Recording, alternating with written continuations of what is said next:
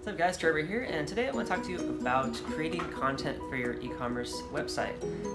Every website is important to have content for, because if you don't, then your potential customers probably will have a hard time figuring out why they want to buy from you as opposed to one of your competitors that has a lot of content and clearly is the authority in your niche. So if you want to prove yourself to be the authority in your niche, you really got to take a teacher perspective and learn how to teach your audience about the products and services that you sell.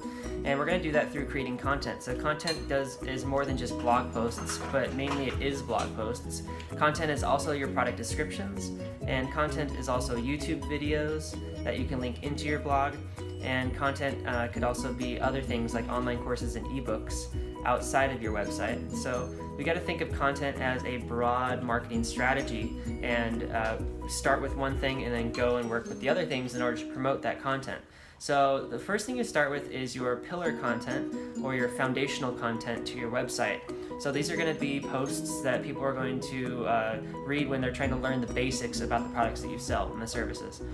And you're going to also be referring back to these pillar content articles later on through other means like email marketing, video, and other articles, so that your reader base can easily learn key terms that are necessary to know when you're talking about more advanced topics about your products, or when you're talking about the news for latest releases and you refer back to a key concept.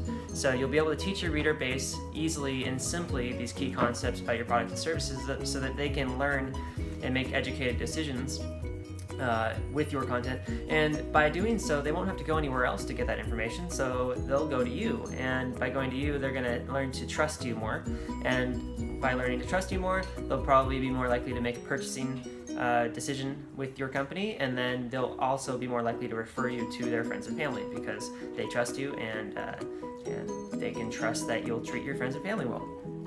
So what I did was I put together a whole list of potential articles that I could make for my e-commerce site, and there's a few different ways I went about it.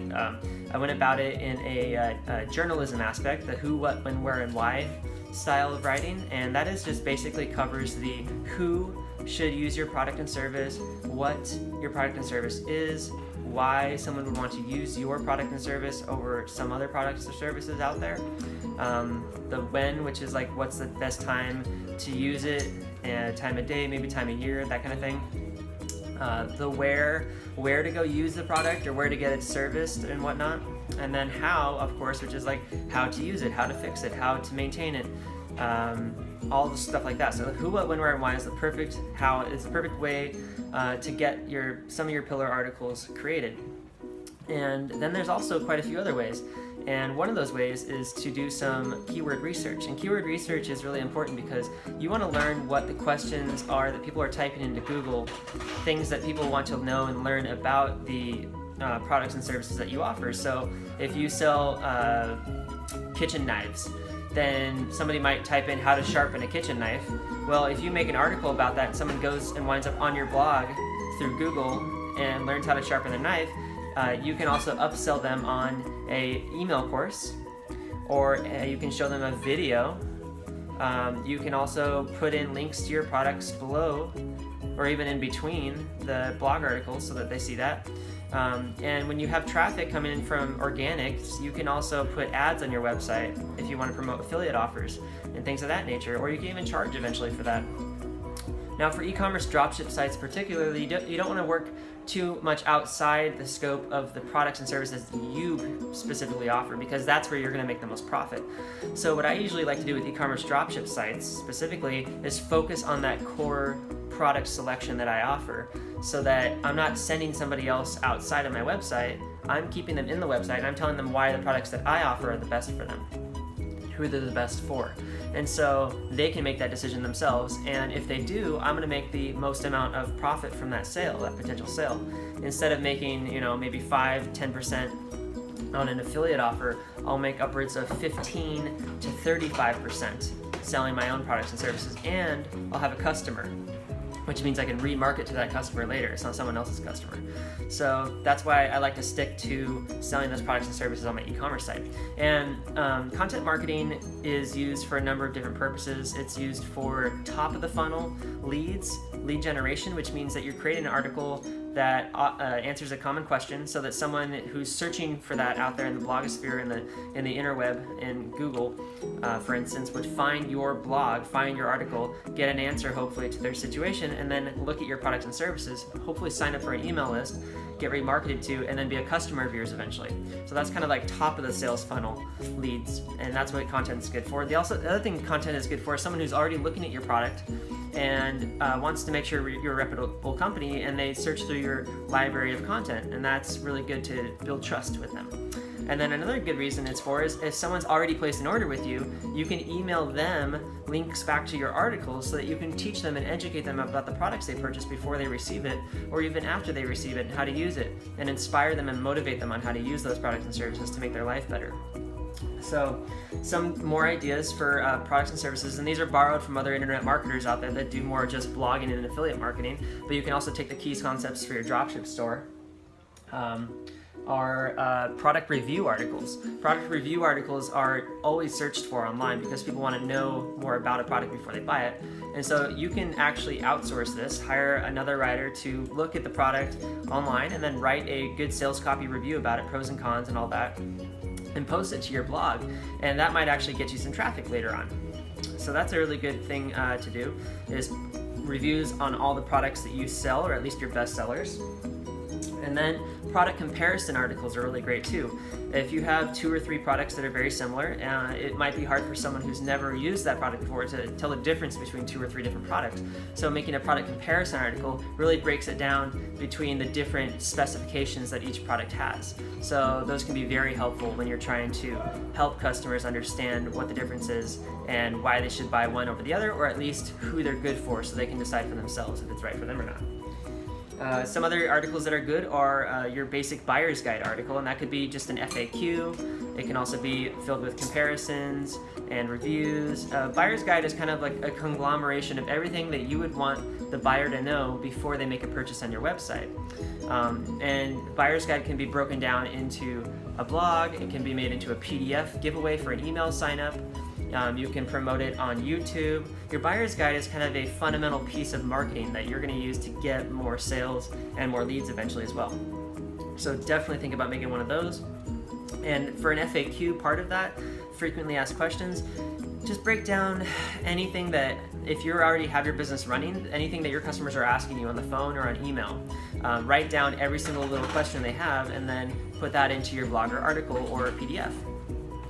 If you want to search online for commonly asked questions from your competitors, you can look at their FAQ pages and see what questions that they're answering and use those for your own material as well. One more good thing that gets some leads and helps people that are looking for a deal is coupon articles. So you can write coupon articles, and they're usually better made with the brands. So if you want to put like a particular brand you sell coupons, and then you can make an article on that. And if you actually offer a brand coupon, or they're willing to offer a coupon off their products or services, and maybe even give you a lower cost just to compensate to drive sales, maybe even if it's just for one part of the year, then that's a great article you can make as well. And you can hit up your suppliers and just ask them, hey, would you be willing to lower my cost so I can offer a coupon over this 30 days on Black Friday or something like that. And that sometimes helps drive a lot of sales for the supplier, so they're willing to do that.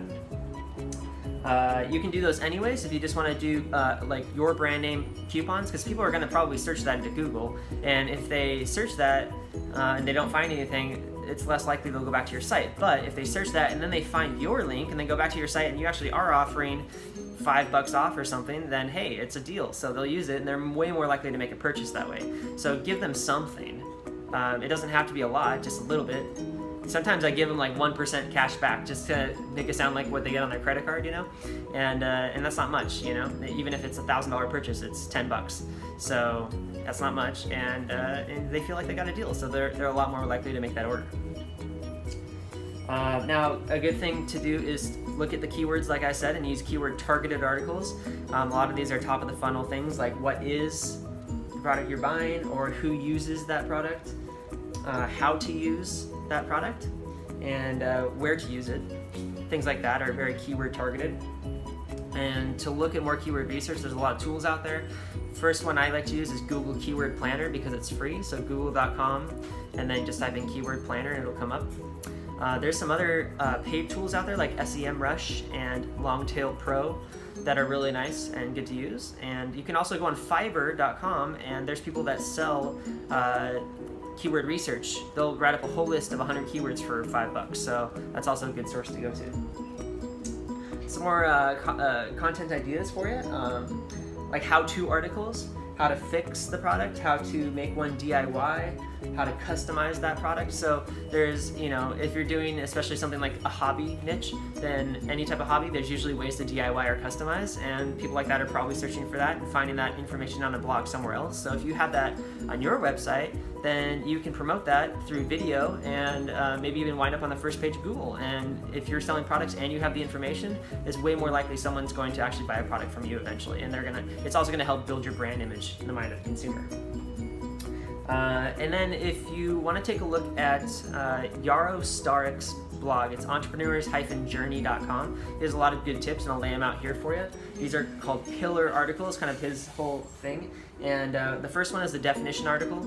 So definitions are like explaining the product or service that you offer, and basically just what it is. So people that have no idea about it, then you can kind of break down the different components of that product and what they are and how they work together as one thing and are the product.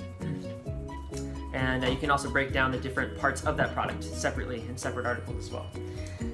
You can offer a theory or argument. So if your product has something to do with eco-friendliness or changing the world in some way, or changing the way people look at the world, or use certain things that might make a difference, you can present some sort of an argument as to why it's going to be good for the world, and why your company and service is going to be good and best for them to make that difference themselves. So theories and arguments are really good, and it gets people motivated. It's kind of a story and gets people excited about using your product or service.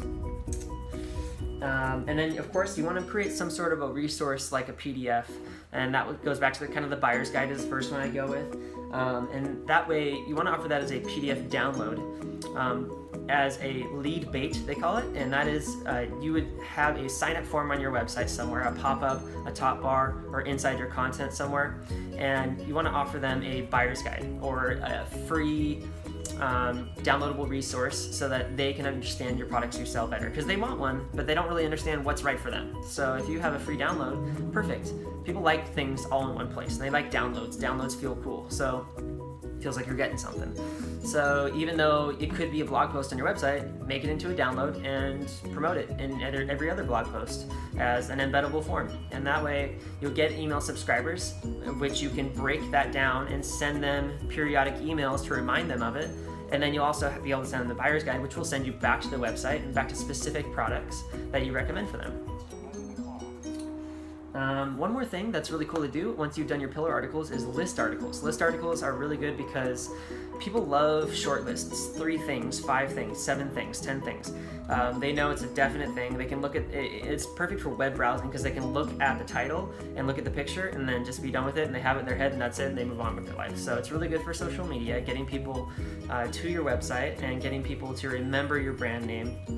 And these can be put out, bi-weekly or bi-monthly, and they're really good for building rapport with your potential customer base through sources like social media. And then there's a thing that he likes to call a technical blueprint. And a technical blueprint is like the free resource, but it's really specific, and it's for the scientific-minded people. It's the people that, if you're working with electronics, for instance, you want to know the voltage, the wattage, the amperage, and how that breaks down in that thing. Maybe you're selling radar detectors or electric screwdrivers. So you never know, whatever the torque settings are in that, if you break that down for that scientific person, you'll probably get sales from them too, because then they're going to trust you more because they know that you know what you're talking about. And the last thing that's really good to do is look for buyer intent keywords. And I just did a lot of research on YouTube videos, and I found this out. You can go check my resource out. His name is John Penberthy. Just type that into YouTube. He has a channel and he has a lot of cool resources. And he talks about buyer intent keywords as being some of the best keywords you can possibly rank for in your niche. So if your niche is very specific, chances are there's not a whole lot of other blogs ranking for these buyer intent keywords. And since you sell stuff, it's perfect. So if you want to make an article specifically that says, where can I buy a niche product? Or how much is a niche product?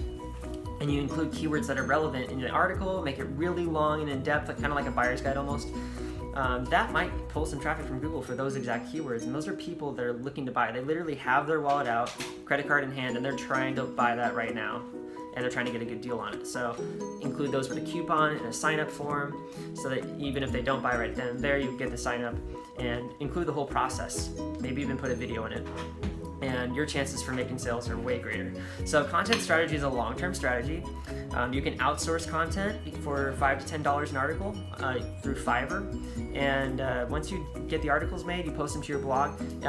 You can reformat them into video, and you can make them into email autoresponders, and you can even add links into your products to go back to those articles later. So people you're paying for ads to go to your products. Well, people to go to those products maybe see those links and they go and learn more about it and sign up for an email list because they need more education before they buy. So you want to provide as much education to your customer base as possible. I'm going to do another video about email lists and how to grow an email list, how to create an autoresponder series that converts well but also provides tons of value so that you don't lose your reader base later on. But this video is specifically for just building out the content, because before you build an email list, you really need to build the content to your website. Now, I do suggest putting email forms up. Just throw them up and offer something for free, like a coupon or just a free shipping, and get clever with it, because you might capture some emails, and those emails you can use to start your autoresponder series with. So you might capture 10, 20, 30 emails by the time you actually get your content done and get your autoresponder set up. But that's kind of a kickstart, and those people are willing to receive those, so if you do it right. So let's get our content started first, guys, and then we'll do the email next. I'm going to do another video on that later, so I hope this was helpful. And again, this is Trevor, and you can go to my blog, trevorjthaner.com. My e-commerce blog is ecommerceparadise.com. Subscribe to the channel, and comment if you have any questions, share it with your friends, and I'll see you guys out there. Good luck.